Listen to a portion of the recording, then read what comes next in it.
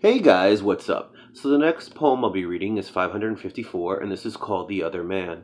This was actually the first short story I wrote. It inspired me so much that later on I made it into a show with 18 episodes. This short story is the original, and I wrote it 10 years ago. It also followed the spin-off to The Couple's Counselor and soon to be written The Wise Perspective, which are all side stories with the same characters. Because of this one, I was able to go very far. Elaborate. The Other Man.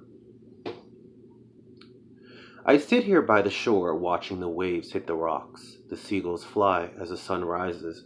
I take a seat on the sand in a secluded area on the beach, flipping the pages to my poetry book. A handsome man jogs. He looks my way, but my head's stuck in a book.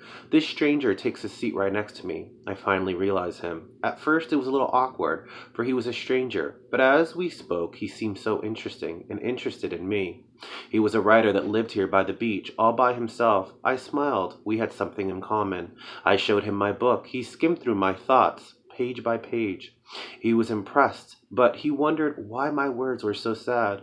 Although he did not write anymore, he wanted to help me get published. This man didn't even know me, and he already wanted my dream to come true. He asked me if I would have dinner at his place. I felt completely comfortable with him, so I went. His home was absolutely beautiful. It was a dream. I felt as if I was secluded from the world, and there were no worries. He showed me the books he published. Some of them were bestsellers. He was very proud of his work. After dinner, I told him it was getting late and that I had to go. He looked at me and begged for me to stay, and so I did. Over the night, we made love, and the first time in my life I felt completely safe with a guy.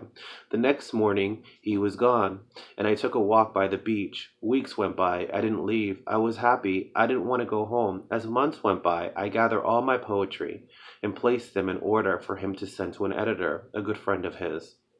Every morning he would leave. He told me he had errands, but I didn't understand. One day I followed him without him knowing. I was led to a house. I parked across the street so he wouldn't see me. He got out of the car and checked the mail and walked inside. Several minutes later, he walked out with a woman and two children. He kissed her on the mouth as she got in the car. My mouth dropped. My heart skipped. Goosebumps filled my entire body as tears strolled down my eyes. It was not too long that we met. I had a broken heart. He promised me a world that just didn't exist. The next morning I sat by the beach near the rocks, my black book, and he looked at me. This was how we first met. He asked me if I was ready. Tears stole down my eyes. He put his arm around me and asked if I was all right. I told him I saw his wife and children. I looked at his fingers and noticed his wedding ring. He forgot to take it off. I confessed my love to him, but told him that I couldn't do it. He looked at me hurt and guilty and told me that he would at least help me with my poetry. I nodded my head, got up and walked away. I'll find my own way. I met the man of my dreams.